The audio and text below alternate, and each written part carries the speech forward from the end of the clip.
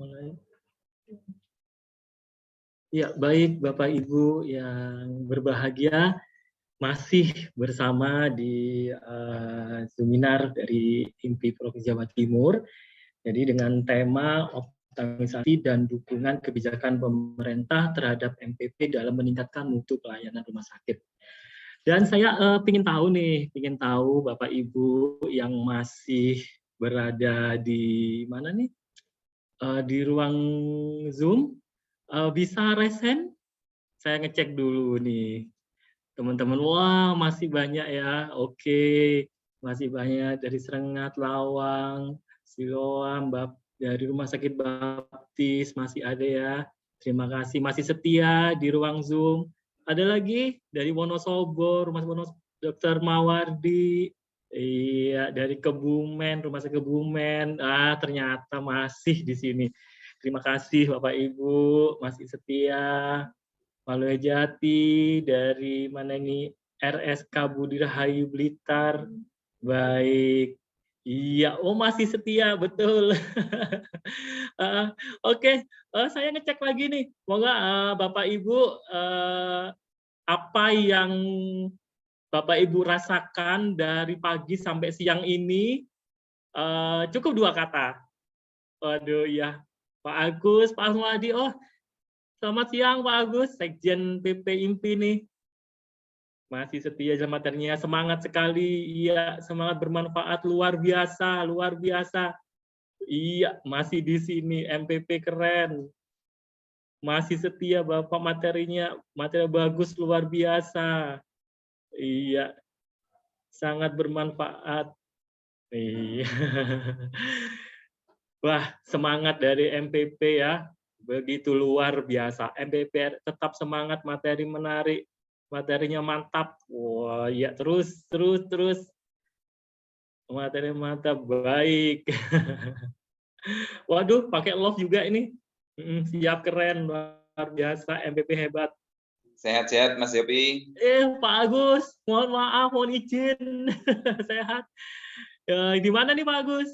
Mohon maaf, tadi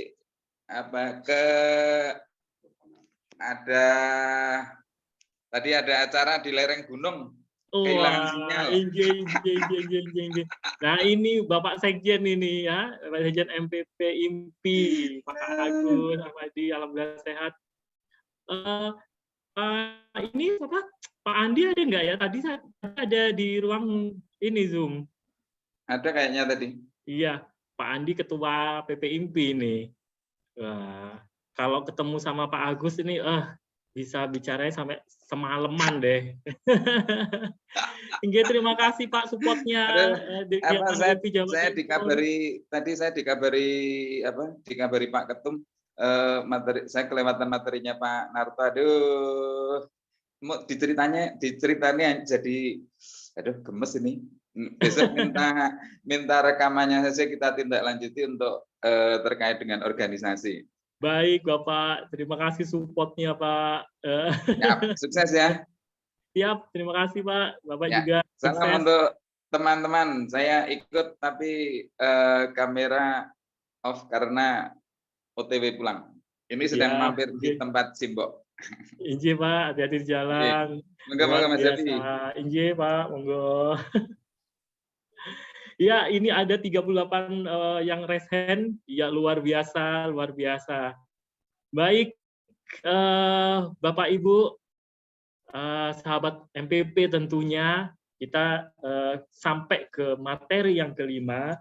Ini akan disampaikan oleh Ibu Widya Ayu Sri Gunawati, ya, Eskepnes.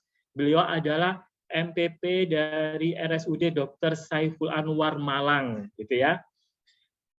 Baik, masih resen terus, ya, terima kasih. Nah, ini CV beliau. Beliau lahir di Malang, tanggal 25 November 1977. Jabatan sekarang MPP, tetap MPP ya, RSSA. Dari 2018 sampai sekarang, baik. Pendidikan terakhir beliau adalah S1 Keperawatan Nurse di Stikes Malang. Dan wah, pengalaman organisasinya ini banyak nih. Baik, Bapak Ibu, kita tepat jam 13 ya, di waktu Indonesia Barat, 13.35. Saya persilahkan kepada Ibu Widya untuk memberikan materinya 30 menit dari sekarang. Silahkan Ibu.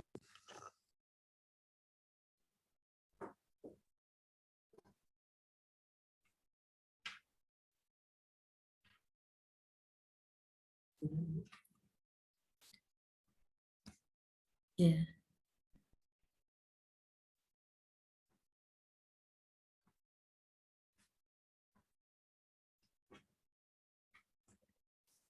Terima kasih Pak Yopi atas kesempatan yang diberikan.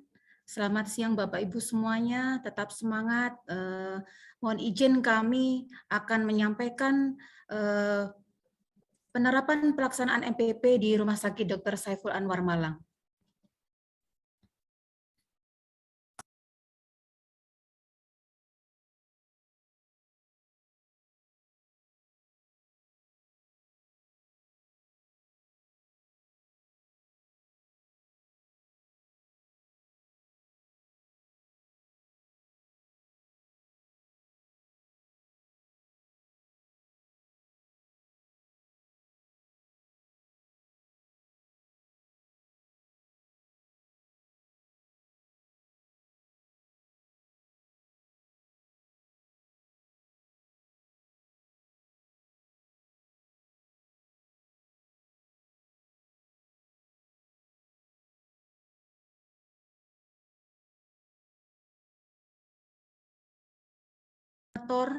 Fasilitator dan pemberi advokat serta edukator. Dalam hal ini MPP di Indonesia juga disebut dengan case manager. Next.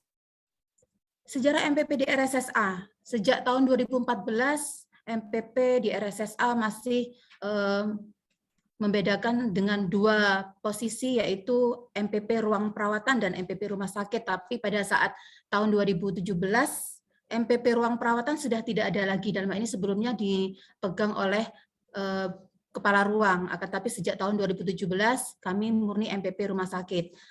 Untuk MPP di RSSA ditetapkan dan diangkat oleh direktur melalui SK Direktur. Saat ini MPP RSSA terdiri dari 9 orang dengan klasifikasi pendidikan S1 7 orang, D3 2 orang, dan penempatan kami pada masing-masing instalasi-instalasi yang ada di Rumah Sakit Dr. Saiful Anwar Malang. Untuk struktur organisasi di RSSA Malang, kami MPP berada di bawah pembinaan bidang pelayanan medik, bidang pelayanan keperawatan, dan juga Hukmas. Next. Penerapan MPP instalasi gawat darurat. Nah, untuk penerapannya MPP di IGD, karena kami adalah rumah sakit rujukan, maka MPP di IGD melakukan fasilitasi alur rujukan, kemudian memfasilitasi pasien mendapatkan pelayanan sesuai dengan kebutuhan, koordinasi lintas sektoral, kemudian memastikan penjaminan yang jelas, dan memfasilitasi discharge planning. Apabila permasalahan ini belum terselesaikan, maka MPP IGD akan handoverkan atau mentimbang-terimakan kepada MPP rawat inap. Contoh kasus yang sering kami temui untuk di IGD ini adalah pasien terlantar. Nah, kondisi pasien terlantar ada beberapa macam, kondisi pasien tidak sadar, kondisi pasien sadar, tidak ada keluarga, ada yang membawa identitas, atau bahkan tidak ada identitas sama sekali. Nah, secara koordinasi MPP di IGD melakukan koordinasi baik secara administratif dan juga untuk pelayanannya. Secara administratif, contohnya adalah mencari keluarga pasien tersebut dengan cara koordinasi dengan lintas sektoral dan juga memastikan penjaminannya. Untuk pelayanan, MPP di IGD juga berkoordinasi dengan DPJP dalam ini karena kondisi pasien yang segera memerlukan tindakan, maka koordinasinya dilakukan dengan DPJP untuk menandatangani surat keterangan gawat darurat pasien tidak sadar atau bahkan tidak didampingi oleh keluarga agar pasien segera mendapatkan pelayanan.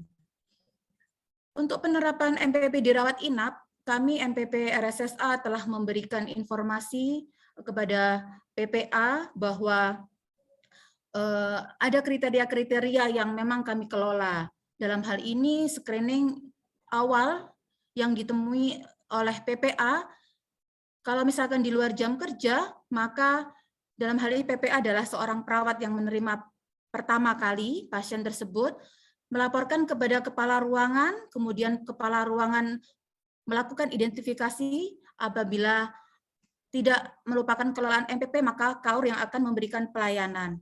Tetapi apabila kondisi memang membutuhkan kelolaan MPP, maka KAUR berkoordinasi dengan MPP, dan MPP dalam hal ini memberikan pelayanan lanjutan sampai dengan permasalahan itu selesai. Apabila permasalahan belum terselesaikan, maka MPP berkoordinasi dengan pimpinan terkait. Dalam hal ini untuk melakukan suatu pelayanan berpusat pada pasien, kami MPP RSSA melakukan 10 tahapan, yaitu mulai dari identifikasi, seleksi, kemudian atau screening pasien, ini berdasarkan 13 kriteria sesuai dengan panduan MPP dari KARS ya. Untuk kemudian selanjutnya asesmen, identifikasi masalah, sampai dengan terminasi. Lanjut. Ya, ini ada jurnal yang mengatakan bahwa pada masa pandemi COVID-19 memberikan tantangan tersendiri kepada seluruh lapisan, terutama profesional kesehatan, untuk berinovasi. Demikian pula dalam hal ini adalah seorang manajer pelayanan pasien atau case manager. MPP adalah anggota integral dari tim perawatan kesehatan interprofesional. Diperlukan pendekatan baru dan inovatif dalam menyediakan layanan. Catatan khusus dalam jurnal ini dikatakan bahwa peran MPP dalam merencanakan pemulangan pasien dan juga transisi perawatan.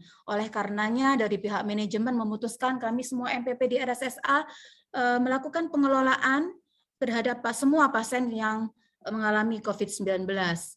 Contoh koordinasi yang kami lakukan pada masa pandemi adalah koordinasi tentang pemulangan pasien in-COVID. Nah, dalam satu ruang lingkup perawatan terdiri dari beberapa multidisiplin ilmu yang melakukan koordinasi dengan MPP, terutama pasien yang KRS, MPP menerima informasi tersebut dari PPA, kemudian MPP melanjutkan koordinasi dengan pihak lintas sektoral, dalam hal ini Puskesmas, kemudian Dinkes sebagai pelaporan, untuk selanjutnya memastikan bahwa proses pemulangan berjalan sesuai dengan protokol kesehatan.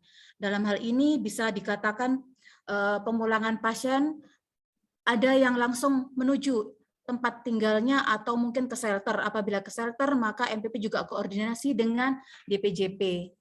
Untuk selanjutnya masalah peningkatan mutu kendali dan biaya untuk pasien COVID, kasus koinsiden sesuai dengan KMK 5673 tahun 21 tentang petunjuk teknis klaim penggantian biaya pelayanan pasien COVID-19, maka MPP memfasilitasi penanggung jawab administratif untuk melakukan edukasi kepada pihak pasien dan keluarga agar penjaminannya itu jelas. Seperti halnya dalam kegiatan di MPP IGD, untuk pasien terlantar yang ada di InCovid, maka MPP InCovid akan koordinasi dengan DPJP untuk menandatangani surat seperti yang dilakukan oleh IGD reguler agar pasien segera mendapatkan pelayanan.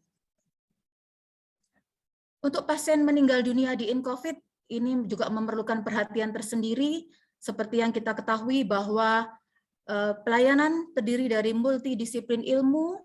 Akan tetapi kasus khusus untuk pasien meninggal dunia, kami MPP juga berkoordinasi dengan instalasi kesehatan forensik, selalu ada koordinasi memastikan bahwa pasien dimakamkan dengan aman. Mulai dari persiapan berkas, kemudian proses penjemputan jenazah dari ruang perawatan menuju kamar jenazah, proses pemulasaraan, pengiriman sampai dengan pemakaman. Nah, ini MPP berkoordinasi dengan lintas sektoral, dalam ini Puskesmas wilayah pasien atau jenazah tersebut sesuai dengan identitasnya, kemudian melaporkan kepada Dinkes, dan khusus untuk Kota Malang kami berkoordinasi dengan PSC Kota Malang karena dalam hal ini pemakaman dilakukan oleh PSC Kota Malang. Untuk handling komplain, tidak menutup kemungkinan pengaduan bisa diberikan melalui pasien, keluarga, atau bahkan pengunjung. Dalam hal ini, MPP juga berkoordinasi dengan PPA untuk melakukan penyelesaian peran fungsi di sini sampai dengan permasalahan itu selesai. Apabila permasalahan tidak selesai, maka MPP melakukan koordinasi dengan pihak manajemen, di mana manajemen adalah sebagai penentu kebijakan. Semua kegiatan MPP, apapun itu, kita dokumentasikan dalam Form A dan Form B. Untuk peran MPP sebagai kendali mutu dan biaya, MPP kami di RSSA melaporkan estimasi biaya tinggi dan perawatan yang lama. MPP berkoordinasi dengan PPA, bidang pelayanan medik, instansi kerjasama penjamin kesehatan atau yang kami sebut seringkali dengan IKPK, kemudian keuangan atau mobilisasi dana. Mohon bantuan IT, mungkin ada contoh pelaporan yang kami sampaikan kepada pihak manajemen. Nah, di sini di mana ruang perawatan tersebut pasien dirawat, ada identitas pasien, nomor register, tanggal MRS, apa penjaminnya, kemudian diagnosa, tindakan apa yang sudah dilakukan, estimasi biaya sampai dengan saat ini, dan juga keterangan. Next. Untuk penerapan koordinasi MPP di RSSA, kami melakukan di saat jam kerja, tetapi apabila di luar jam kerja, kami koordinasikan dengan pengawas pelayanan perawatan. Dalam hal ini disebut dengan P2P. Jadi kami ada hotline juga seperti yang pada tertera di video sebelumnya. Kami melakukan koordinasi dengan pengawas pelayanan perawatan. Dalam hal ini kasusnya tidak hanya kasus in-COVID, tapi juga kasus reguler. Untuk memfasilitasi disiplining, MPP RSSA berkoordinasi dengan lintas sektoral, bisa dengan vaskes terdekat untuk sebagai tindak lanjut dari pelayanan. Koordinasi pihak terkait, ada formal dan non-formal. Contoh dari non-formal, mungkin kami seringkali mendapatkan permasalahan ketidakmampuan keluarga dalam kebutuhan sehari-hari. Nah, ini kami koordinasi dengan takbir masjid, dan ada organisasi non-formal yang ada di rumah sakit untuk memberikan kupon makan gratis kepada keluarga pasien, agar pasien tidak dibawa pulang paksa. Nah, seperti itu. Dan untuk selama ini, untuk MPP rawat jalan, kami masih dalam proses pengusulan. Semua kegiatan MPP kami dokumentasikan dalam Form A dan Form B, sebagai bukti kelolaan MPP yang harus diketahui oleh masing-masing PPA, ditandai dengan stempel pojok kanan atas pada lembar pertama status rekam medik pasien, seperti yang kami contohkan di bawah. Ini adalah stempelnya, kemudian awal tanggal kelolaan sudah akan tertera di sana. Nah, ini adalah contoh format. Kami membedakan untuk contoh format Form A dan Form B untuk khusus pasien reguler dan in-COVID, kita membedakan. Penerapan penulisan tersebut kita bedakan karena di in-COVID pasti kami menerima rujukan, dan pada saat kasus kredit kemarin kami rasa tidak mampu untuk menuliskan secara deskriptif seperti pasien reguler, sehingga kami untuk di pelayanan in-COVID membuat format secara langsung, secara tertulis. Apabila ada tambahan koordinasi atau perlu yang catatan, maka kami menambahkan pada catatan-catatan tersebut. Nah, untuk pelaksanaannya, apabila kelolaan MPP dan MPP yang bersangkutan pada instansi tersebut tidak bisa hadir, maka bisa diwakilkan oleh MPP yang lain. Next. Nah, ini mungkin contoh yang di pelayanan in-COVID, kami membedakan, ada koordinasi-koordinasi yang setiap kali kami lakukan sudah tertera di sana. Next. Untuk perencanaan pasien pulang atau discharge planning, kami melakukan sejak awal pasien itu MRS atau bahkan pada saat durante MRS. Apa saja yang menjadi kriteria, nah sesuai dengan kesepakatan atau sesuai dengan teori bahwa indikasi kelolaan MPP di RSSA adalah sesuai dengan 13 kriteria berdasarkan panduan MPP berdasarkan KARS. Dalam hal ini, tugas MPP di RSSA melakukan atau memfasilitasi adanya discharge planning, yang melakukan semuanya ada tim disiplin ilmu yang ada dalam suatu ruang lingkup perawatan. Tujuan akhirnya adalah mencegah komplikasi dan mencegah readmisi. dengan cara berkoordinasi dengan lintas sektoral. Nah, pada intinya discharge planning adalah keberhasilan asuhan pada saat di ruang perawatan atau pada saat di rumah sakit juga akan berkelanjutan pasien itu di rumah. Kebijakan mengenai rumah sakit, kebijakan rumah sakit tentang MPP untuk penilaian kinerja, kami MPP membuat sasaran kinerja pegawai dan dinilai langsung oleh atasan. Dalam hal ini kami semuanya adalah seorang perawat, maka ditandatangani atau dinilai oleh bidang keperawatan. Untuk jasa pelayanan, kami semua adalah ASN, sesuai dengan peraturan pemerintah provinsi bahwa perawat fungsional ASN menerima tambahan tunjangan atau penghasilan berupa TPP ini disesuaikan dengan kelas jabatan fungsional. Sesuai dengan aturan TPP, maka kami MPP tidak menerima tunjangan yang lainnya. Untuk kenaikan pangkat, berdasarkan Permenpan nomor 35 tahun 2019, ini kami membuat penilaian angka kredit. Nah, untuk penilaian angka kredit ini juga ada syarat-syarat atau pertimbangan tertentu sesuai dengan Permenpan tersebut, yaitu berdasarkan formasi minimal menjalani golongan tertentu selama 2 tahun, dan kemudian apabila ada perubahan kelas jabatan didahului oleh uji kompetensi. Ada jurnal yang mengatakan bahwa perubahan tidak akan pernah dapat dihindari. Banyaknya dinamika kasus yang terhadapi, MPP harus mampu menerima, memahami, beradaptasi, dan berinovasi agar menjadi seorang manajer pelayanan pasien masa depan yang profesional. Semangat MPP Indonesia, salam sehat dan salam keselamatan pasien. Terima kasih, semoga bermanfaat bagi kita semua. Waktu saya kembalikan kepada Bapak Yopi. Baik, terima kasih. Ini sungguh materi yang luar biasa ya di sesi terakhir, tapi membuat mata saya terbuka bagaimana MPP di Saiful Anwar gitu ya. Baik, Bapak Ibu, pertanyaan terus berjalan di ruang chat. Itu saya lihat satu-satu. Sudah saya rekap gitu ya. Itu Bu Widya. Ada yang menanyakan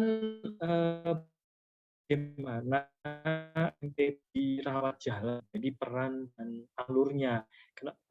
Kan mungkin di beberapa rumah sakit tidak ada MPP di rawat jalan. Gitu, Bu. Terima kasih. Untuk saat ini memang di RSSA masih belum ada MPP rawat jalan. Ya, terima kasih Pak Yopi atas pertanyaan yang diberikan tadi. Untuk saat ini memang MPP di RSSA masih belum ada yang ditempatkan pada rawat jalan.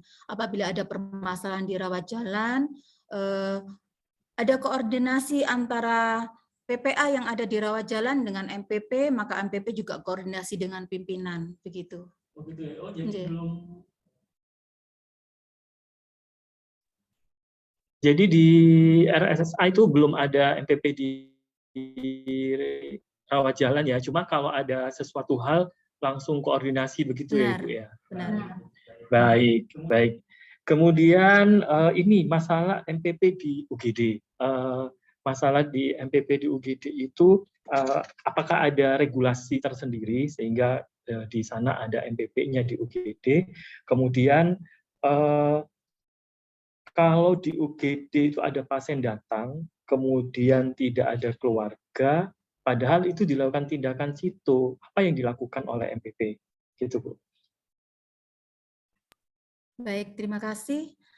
Untuk pasien yang tidak ada keluarga, tetapi pasiennya ini membutuhkan tindakan, seperti yang saya sampaikan tadi, bahwa apabila tidak ada keluarga, maka ada beberapa kasus ya untuk pasien terlantar di sini. Seperti yang kami tampilkan dalam slide tadi, kalau misalkan tidak ada keluarga, maka peran MPP di IGD inilah yang mencari pihak keluarga dengan cara berkoordinasi dengan lintas sektoral. Bisa dengan dinas sosial atau mungkin dengan TKSK setempat. Atau bahkan mungkin relawan, awal informasi dari relawan yang mengirim ke rumah sakit, itu yang awal komunikasi kita jalin gitu, di mana dia ditemukan, kondisi waktu itu bagaimana, informasi-informasi itu yang kita jadikan acuan awal begitu. Untuk koordinasi yang memang akhirnya tidak ada, benar-benar tidak ada keluarga, kami juga koordinasi dengan Hukmas untuk koordinasi dengan Dispenduk Capil dalam hal ini dengan cara biometrik. Jadi pasien-pasien yang tidak ada keluarga kemudian dalam kondisi tertentu memerlukan identitas, itu kami lakukan koordinasi dengan pihak Hukmas untuk koordinasi dengan Dispenduk dilakukan saat penelitian, Pak.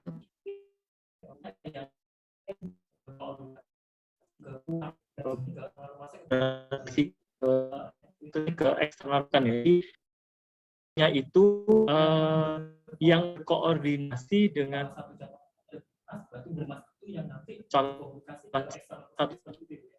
benar. Jadi ada koordinasi MPP karena MPP adalah banyaknya koordinasi internal. Tetapi apabila itu yang nanti kasih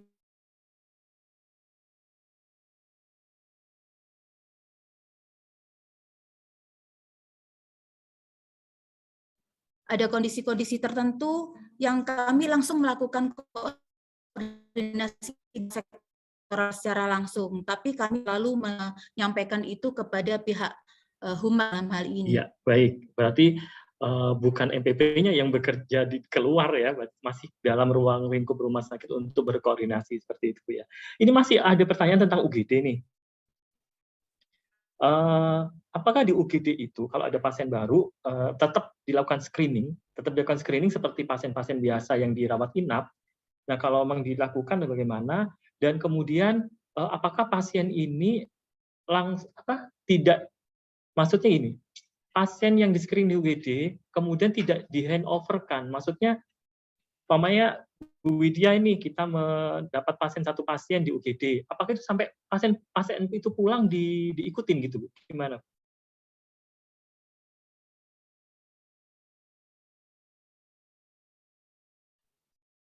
Untuk pasien yang ada permasalahan di IGD, yang menerima pertama kali adalah semua PPA yang ada di IGD.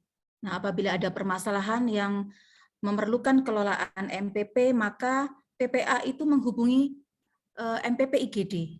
Nah, ini terutama luar biasa Bu Ratna yang ada di IGD itu sepertinya jaga 24 jam ya. Harus stay terus di sana gitu.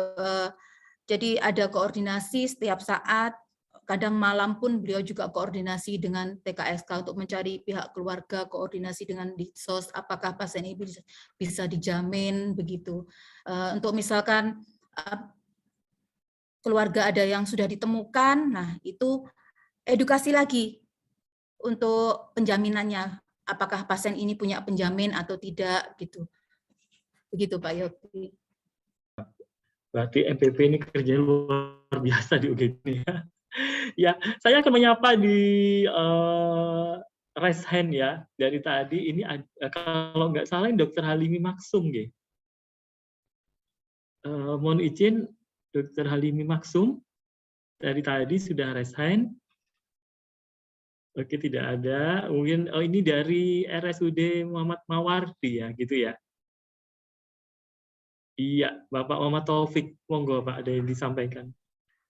Iya, terima kasih Pak Yopi. Bu, saya mau izin tanya, karena kebetulan kami RSUD, jadi kami juga mengerjakan tentang di Jafung itu ya, yang Permenpan 35 2019. Mohon izin bertanya untuk butir kegiatan yang kalau saya pernah baca, kalau yang di Jafung itu kan mungkin bisa ya, cuman butir kegiatannya sedikit sekali. Kemudian untuk bukti implementasi form A dan form B, kalau seandainya kita mau UKOM, kalau perawat ahli taruhlah dari 3D ke 4A gitu kan, kalau ini kan ada UKOM-nya ya, itu apakah bisa dijadikan sebagai bukti fisik bahwa kita melakukan screening, kemudian tindakan-tindakan yang kita lakukan implementasi, apakah itu bisa diperbolehkan ya Bu ya? Ya, bisa langsung dijawab Bu. Terima kasih Pak Dr. Suwandi ya. dari Surabaya, betul ya. Untuk uji kompetensi ini pasti dilakukan pada saat ada perpindahan jabatan fungsional, begitu nggih. Jadi kami melakukan untuk peningkatan jabatan kenaikan pangkat ini ada klasifikasi tersendiri atau berdasarkan golongan tertentu itu apabila meskipun nilainya kita lebih itu tidak bisa langsung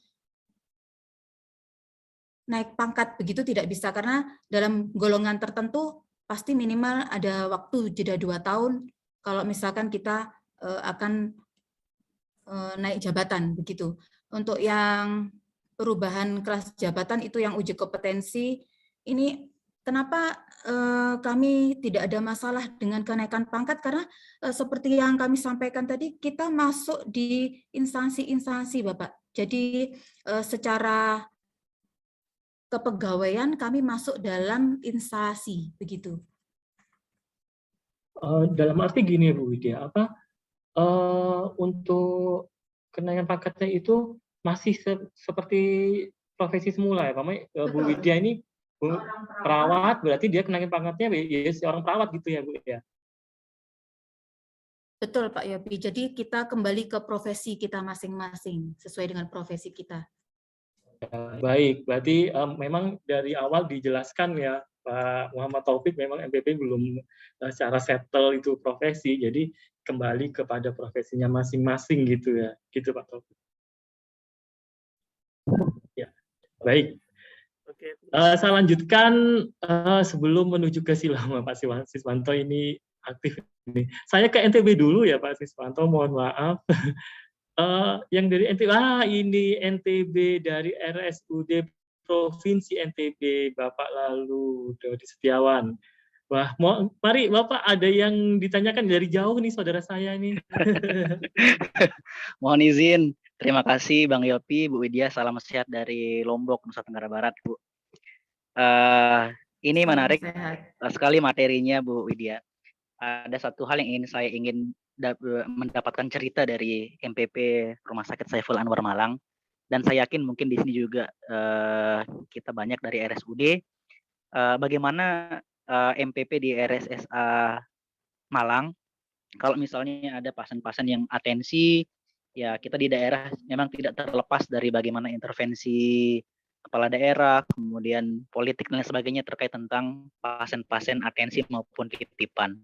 Seperti apa pengalaman Ibu di RSSA Malang, kemudian instrumennya seperti apa untuk kita clearance-kan tentang administrasi dari pasien-pasien tersebut. Kemudian tadi di chat juga saya bertanya, di Saiful Anwar apakah MPP-nya di sana itu per unit atau seperti apa, Bu? Mohon izin. Terima kasih Bang Yopi. Ya, monggo Bu Widya langsung dijawab. Ya, terima kasih Pak. Izin Bapak, jadi yang ditanyakan apakah ada koordinasi pasien yang berasal dari daerah begitu ya? Gini Bu, kita kan di RSUD itu tidak terlepas dari politik daerah juga. Ketika ada, mungkin tadi ada teman yang bertanya tentang pasien-pasien titipan anggota DPR maupun kepala daerah, yang kemudian kita harus kemas, ini kita layani, tapi dalam fakta secara administrasi tidak bisa, pokoknya seperti itu Bu. Mohon ada pengalaman dari Saiful Anwar, bagaimana instrumennya untuk menyelesaikan administrasi pasien-pasien atensi seperti itu. Iya, jadi ini berdasarkan pengalaman, monggo Bu Widya. Terima kasih. Untuk kondisi-kondisi seperti ini kami tidak melakukan keputusan sendiri ya Bapak. Jadi kami kembalikan lagi kepada pihak manajemen, karena manajemen dalam ini adalah penentu kebijakan. Demikian. Ya, berarti gini Pak Lalu, jadi masih tetap ada koridor-koridornya gitu ya Bu Widya ya. Jadi tidak MPP di sana itu tidak mengambil keputusan sendiri gitu ya Bu ya, tetap berkoordinasi dengan lintas sektor yang internal maupun eksternal gitu ya Bu Widya. Betul. Gimana Pak Lalu? Oke, terima kasih. Begini, apakah ada instrumennya Bu, apakah kita langsung serahkan kepada manajemen? Ya, terima kasih. Kami ada koordinasi ya, jadi kami masuk dalam grup koordinasi ikatan instansi kerjasama penjamin kesehatan. Di sana kami selalu mengkomunikasikan pasien-pasien yang mungkin bermasalah di sana, saling sharing, menyampaikan permasalahan-permasalahan yang ada. Tetap kami kembalikan kepada pihak manajemen apakah ini penentu kebijakannya bagaimana. Untuk misalkan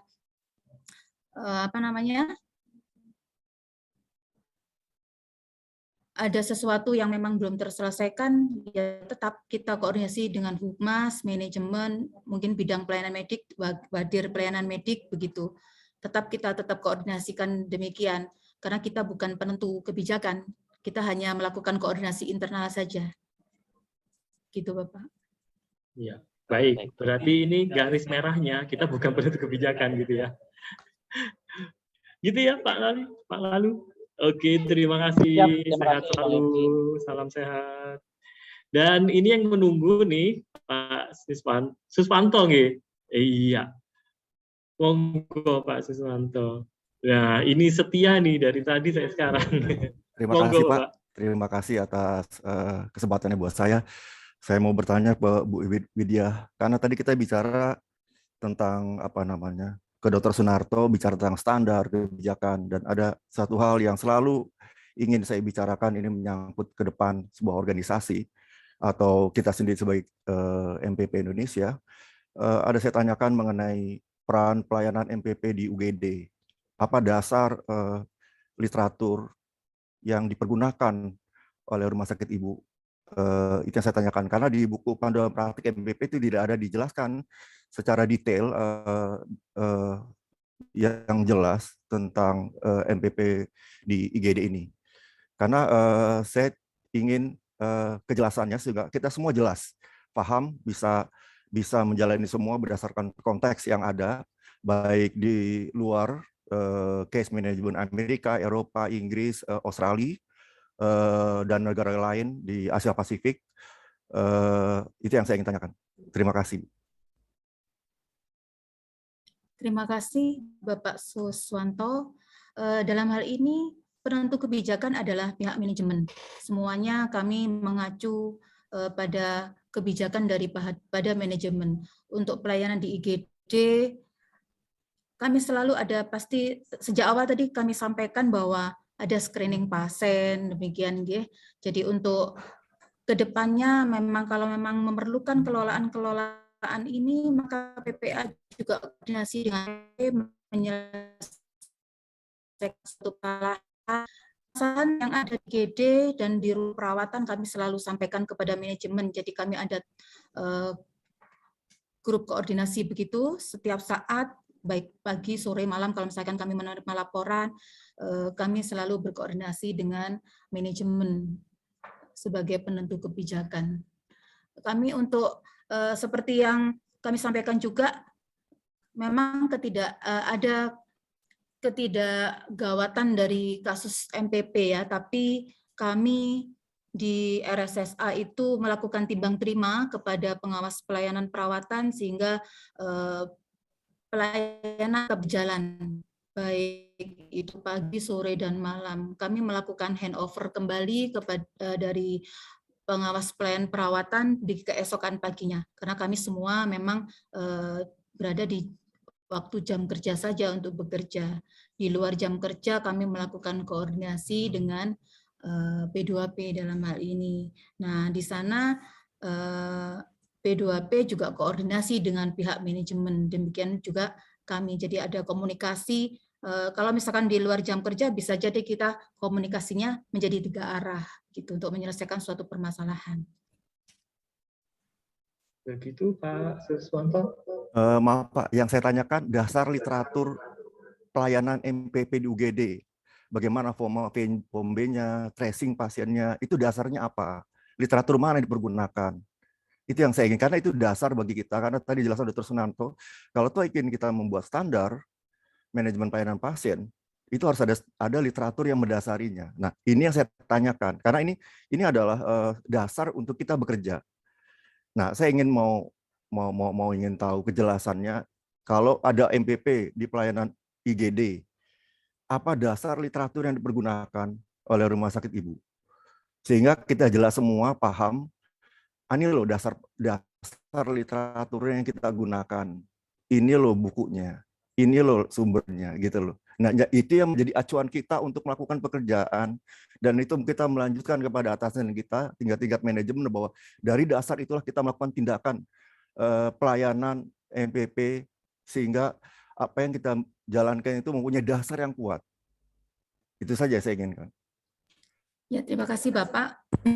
Untuk pelayanan di IGD dan rawat inap, kami teorinya masih sama, nggih. Masih mengacu pada SNARS, dan juga yang paling penting adalah masalah kebijakan dari pihak rumah sakit itu sendiri.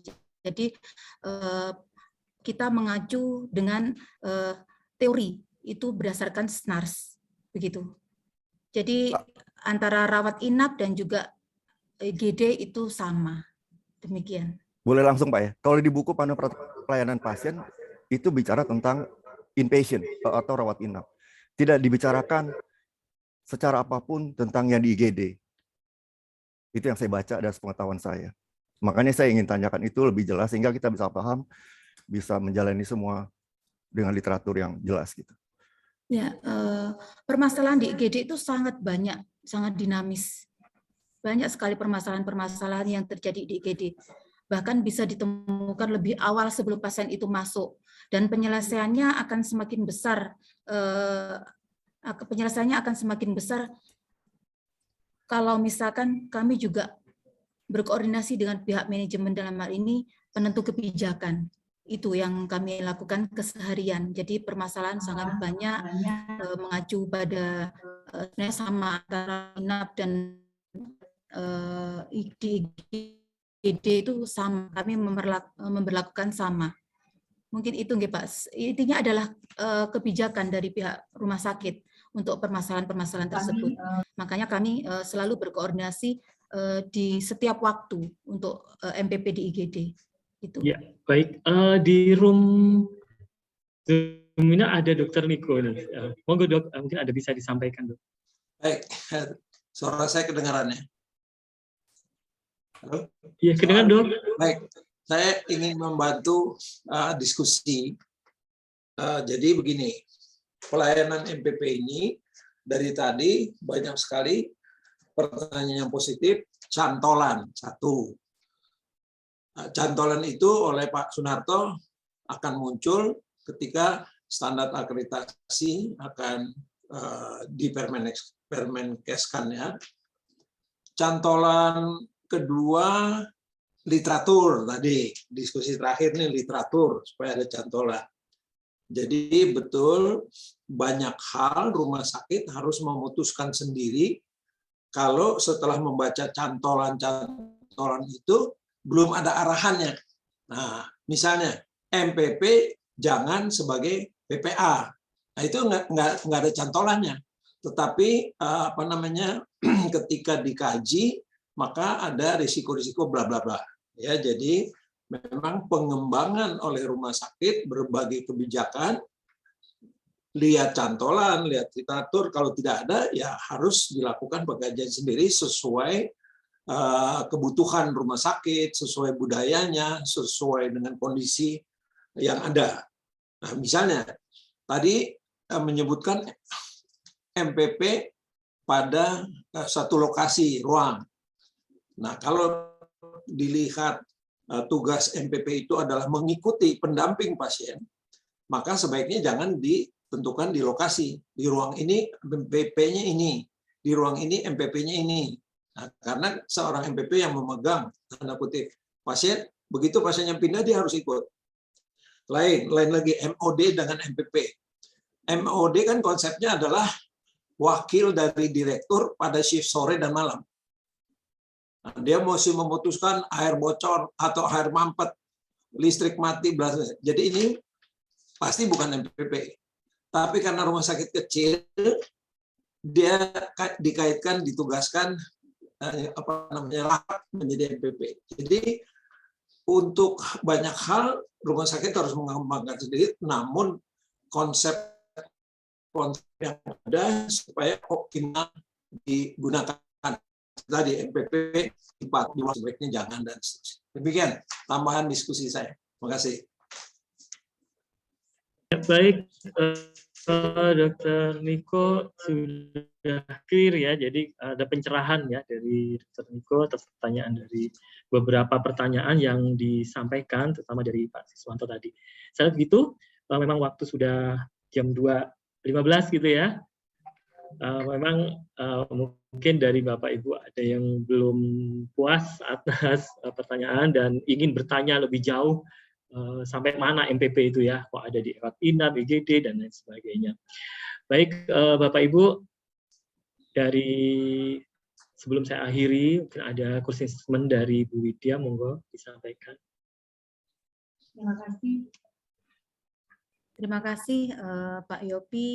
Terima kasih panitia yang telah memberikan kesempatan kepada kami untuk menyampaikan sharing ya penerapan bagaimana kami MPP di RSSA melakukan kinerja kami keseharian begitu. Jadi hanya semangat untuk kita semua bagi kami MPP di RSSA juga memberikan apresiatif kepada teman-teman MPP Jawa Timur. Selamat ulang tahun juga kepada kita semua MPP Jawa Timur. Terima kasih atas semuanya. Itu saja mungkin Pak Yopi. Iya, terima kasih Bu Widya. Sesuai dengan pemateri sebelumnya, ini tentunya harus dipilih satu penanya yang menurut pemateri yang baiklah gitu. Monggo, bebas aja, siapa aja.